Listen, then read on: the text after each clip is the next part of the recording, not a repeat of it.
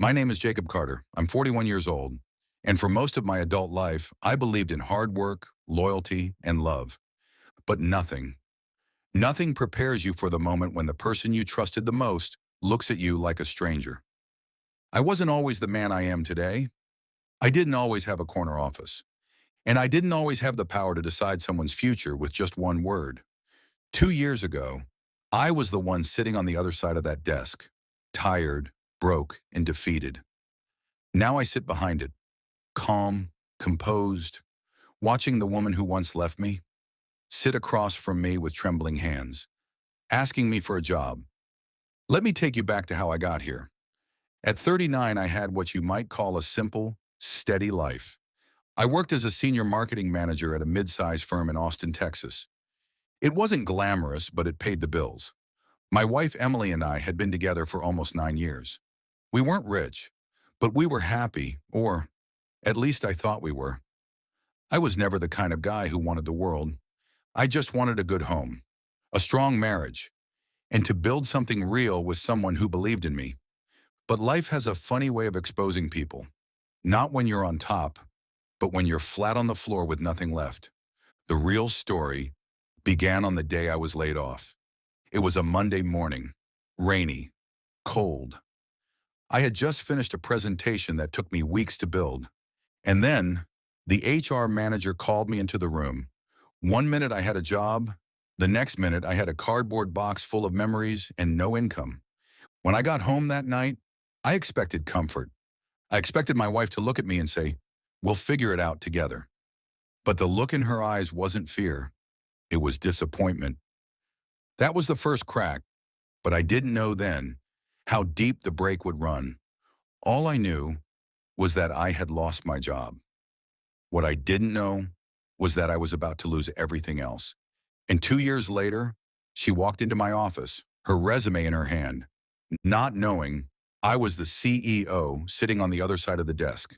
Before everything fell apart, I truly believed I had a good life. Not perfect, but good. The kind of life people build slowly, brick by brick, with late-night conversations, inside jokes, weekend grocery runs, and takeout on the couch. Emily and I met through a mutual friend at a 4th of July barbecue. She was wearing this red floral dress, holding a sparkler, and laughing like she hadn't a single worry in the world. That laugh, it was the first thing that hooked me. We dated for 2 years before getting married. And those early days, I won't lie, they were beautiful.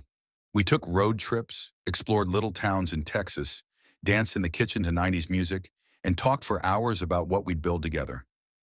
She used to call me her safe place, said I made her feel grounded, protected, seen, and hearing that, man, it made me feel like I was doing something right. I worked hard, not because she asked me to, but because I wanted to give her the life she dreamed of.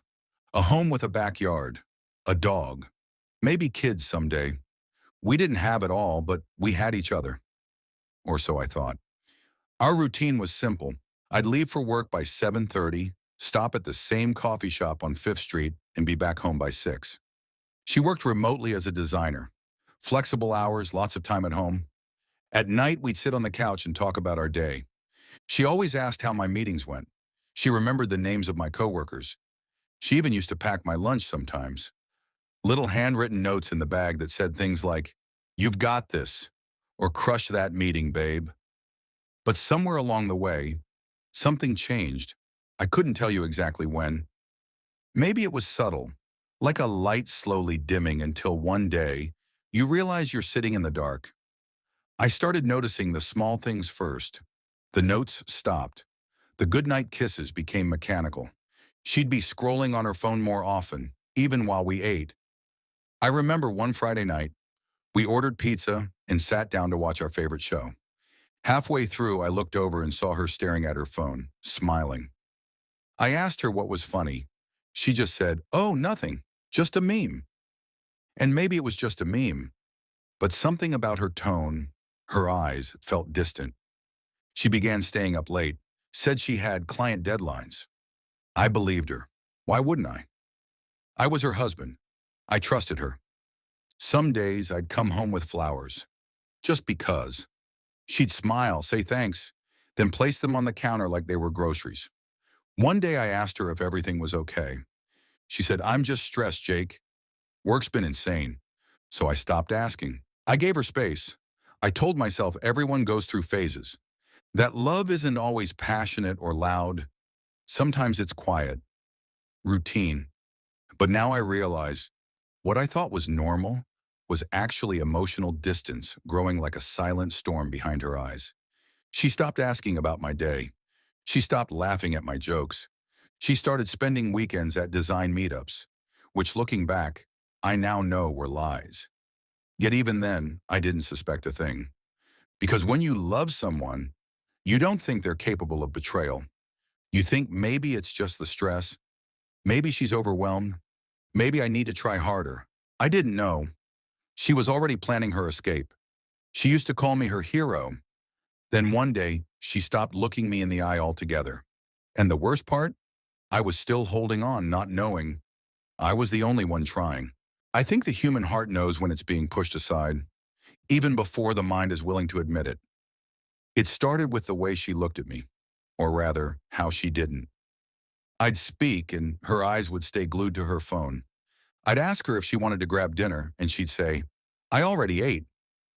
One night I made her favorite pasta, the creamy garlic one she used to beg me for. She came home, said she was too tired to eat, and went straight to bed. At first I brushed it off. We all get tired, right? But these small moments, they started to pile up, like tiny cracks in a window, invisible at first, until suddenly it's all shattered. Then came the silences. I try to spark conversations like we used to. "How was your meeting today? Do you want to go for a walk this weekend? I found a place that serves your favorite lemon pie."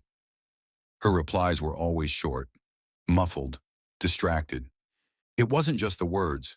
It was the way she didn't feel present anymore. Her phone became her world, always on silent, always face down, always taken with her, even to the bathroom. And the passwords, they changed. I noticed one night when her phone lit up and a notification popped up. Just a name, Daniel. No last name, no context, just a message preview that said, "Can't stop thinking about last night." My heart didn't even race. It sank. But I didn't say a word. Not then. I told myself maybe it was a joke. Maybe it was a work friend. Maybe I was being insecure. But that night I couldn't sleep. I stared at the ceiling for hours, listening to her soft breathing beside me, wondering if everything I knew, everything I trusted, was built on a lie. Over the next few days, I started watching, quietly, carefully. She'd take phone calls in the kitchen with the door closed. She changed her laptop password, and her mood shifted. Not angry, just cold. Like I was a roommate she barely tolerated. Then came the day I lost my job. The company I'd been with for 8 years downsized. 20 of us were let go in a single meeting. I walked out of that building with a cardboard box, a fake smile, and a head full of shame. I didn't cry. I didn't even get angry. I just kept thinking, how am I going to tell Emily? When I walked through the door that night and told her, she didn't say, "We'll get through this." She didn't hug me. She didn't even ask if I was okay. She just nodded and said, "Well, maybe this is a sign. Maybe you should take some time to figure yourself out." And that was it. No comfort, no encouragement, just a look in her eyes like she was already done with me. That night I saw her texting again, smiling, laughing, with someone else. And for the first time, I felt it. Not just the suspicion, but the truth, pressing in like a weight I could no longer ignore. So I stopped trying to fix it. I stopped asking questions. Instead, I started watching. I checked our shared bank account. She'd withdrawn $800 the day before I lost my job. No explanation, no purchase history. I looked at our home Wi-Fi history. She'd been Googling phrases like, "Can I move out if my spouse loses their job?" "Signs your partner is holding you back." And worse, "How to emotionally detach from your husband." I didn't confront her because I was no longer trying to save us. I was trying to understand. And deep down, I knew the woman I fell in love with was already gone. She was just waiting for the right moment to leave me behind. I stayed silent, but I started watching. Then one night, her phone lit up at 2:07 a.m., and what I saw next changed everything. It was a Thursday night, cold, rainy, the kind of night where you just want to curl up on the couch with someone you love and forget the world exists. But she wasn't home. She said she had a networking dinner, some business event she couldn't miss. I didn't argue. I just nodded and waited. At 2:07 a.m., her phone lit up on the nightstand. She had left it there by mistake. That alone was rare. She never left it unattended. The name that appeared on the screen? Daniel. And the message? I miss your skin. Still tastes like cinnamon. I just stared at it. My stomach didn't drop. My hands didn't shake. I didn't even blink. I picked up the phone. I didn't unlock it. I didn't need to. The preview said everything. All the late night showers, all the excuses, all the coldness in her voice when she spoke to me. It made sense now. She wasn't just pulling away. She was giving herself to someone else. And I was just the dead weight dragging behind her new life. I sat there for maybe 20 minutes, staring at that screen like it was a puzzle that finally solved itself. She came home around 2:30, hair a little messy, smelling like a cologne I didn't own. Eyes glazed, not drunk, just somewhere else. She looked surprised to see me awake. You're still up? She asked. I nodded. She didn't notice her phone was missing. She walked straight past me, grabbed a bottle of water, and went to the bathroom. I placed her phone back on the nightstand, and then I just lay down, eyes wide open, listening to the sound of the shower. I didn't cry. I didn't shout. But something in me, something deep, snapped. Not like glass breaking. Number, like a door closing. I realized then I had lost her a long time ago. But that night, I stopped trying to win her back. That night, I didn't break. I started planning. I didn't cry that night. I started planning. From that night on, everything changed. I became a ghost in my own home. Silent, calm, invisible. I no longer asked questions. I stopped looking for answers. Instead, I began collecting them. First, I created a secure backup drive. Every message preview, every strange bank statement, screenshots of her Venmo payments labeled coffee or lunch, even gas station receipts at 2 a.m. from parts of town she never drove through before. She thought she was clever. She thought I was broken. But I wasn't broken. I was building. The first person I called was my old friend Malcolm. We served together in Iraq. He now works cybersecurity for a law firm in Chicago. He owed me one, and I cashed it in. Within days, I had a discreet keylogger installed on our shared laptop, the one she occasionally used to check her email. Every login, every password, every message, saved and time-stamped. She was reckless, sloppy even. She used the same password across everything. Her Gmail, her iCloud, her secret Instagram account under a fake name. I read her chats with Daniel, dozens of them, voice notes, hotel bookings, even photos I'll never forget. Not because they hurt, but because they confirmed that I wasn't paranoid. I wasn't bitter. I was right. And now, I was prepared. Next, I reached out to a divorce attorney, a woman named Lisa Hammond. Tough as nails, no nonsense. I told her everything, showed her everything. She looked at me stone-faced and said, "We're not just going to win this, we're going to bury her." I didn't smile, but inside, I felt something I hadn't felt in months. Power. We spent 3 weeks building the case. Proof of infidelity. Proof of hidden accounts. Even proof she had been siphoning money out of our joint savings into a private crypto wallet. Meanwhile, at home, I played dumb. I still made her coffee. Still did the dishes. Still asked her about her day like I cared. She'd give me these guilty looks sometimes, like she almost felt bad. But then she'd kiss my cheek and walk past me like nothing had changed. She thought I was too weak to fight back, but she forgot who I was. I've led men through firefights. I've been blown out of armored trucks and crawled through sand to survive. And now I was crawling through this betrayal, and I was going to come out standing. She thought I'd never fight back, but she forgot. I've been trained to win wars without raising my voice. The day came faster than I expected. By the time Lisa, my attorney, said we were ready to file, I had nearly 6 weeks of evidence. Screenshots, bank statements, voice recordings, even private messages between her and Daniel. I didn't just want a divorce. I wanted the truth to come out in front of everyone. So we scheduled a court hearing, a formal motion, claiming infidelity, hidden finances, and emotional abuse. But that wasn't the twist. The twist was she had no idea it was coming, because a week before the hearing, I gave her a gift, a box with a bow on it. Inside, a congratulations letter offering her a job. Yes, a job. See, while she was out partying with Daniel and spending my savings, I wasn't just building a legal case. I was building a business. After I lost my job, I'd secretly launched a small remote consulting agency with Malcolm. We got a couple of veterans involved, pulled some clients through Malcolm's contacts. 6 months later, we were profitable, and I was technically her boss on paper. The offer was bait, and she took it. 3 days later in court, she looked completely blindsided. Lipstick on, heels on, still pretending like everything was normal. When the judge asked her if she had anything to declare, she smiled and shook her head. That's when Lisa stood up. She placed a thick black binder on the table, opened it slowly and said, "Your Honor, we have evidence of an ongoing affair, financial fraud, and emotional abandonment.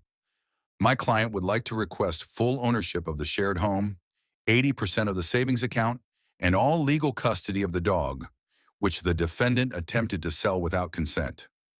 The color drained from her face. Her eyes darted toward me. I just sat there, calm, hands folded. Then came the moment I'd waited for. Lisa took out her phone, plugged it into the court audio system, and pressed play. It was a voice message. Her voice. "He's a loser. I can't believe I wasted 5 years with him. I swear, as soon as he lost his job, I lost all attraction. I need a real man. Someone who can take care of me." Gasps. Silence. The judge leaned back slowly and said, "I've heard enough. We won." I walked out of that courtroom with everything. The house, the bank accounts, even full ownership of the business she now technically worked for. Daniel dumped her 2 weeks later. Turns out he wasn't ready to take care of her like she thought. Now she texts me sometimes, sends emails with subject lines like, "Can we talk?" or "I'm sorry." But I don't respond. She made her choice. The courtroom went silent. I played the audio file, and everyone heard what she really thought of me. It's been a little over a year now. The house is quieter, but it feels like home again. No more fake apologies. No more silent treatments. No more walking on eggshells in my own kitchen. Just peace. I still get up early every morning, like I used to in the Army. Make black coffee, take Max, my dog, for a walk around the block. Same leash she once tried to sell. Business is stable. We're not huge, but we're building something real. Every client we work with feels like a little reminder that I didn't give up. Malcolm and I joke about it sometimes. He says, "Man, you got dumped into success." And he's not wrong. Losing her was the best thing that ever happened to me, because I didn't just lose a partner. I lost the version of myself that needed her to feel whole. Now, I feel complete, on my own. I still remember the night she left, how cold the bed felt, how the silence wrapped around me like a punishment. But now when I lie down, that silence feels like freedom. People ask me if I'd ever take her back. My answer, I wouldn't take her back even if she came with everything she took from me, because I didn't rebuild my life to make her jealous. I didn't rise so she'd regret leaving. I did it for me, to remind myself that no matter how deep the cut, I still bleed strength, that no matter who walks away, as long as I'm breathing, I'm never broken. If you're watching this right now and someone left you at your lowest, don't chase them. Don't prove them wrong. Prove yourself right. You're enough, even when they treat you like you're disposable. even when they forget everything you've done for them. You are not finished. You're just in the middle of your story. So write a better ending. She took everything except my soul. And from that, I rebuilt my life.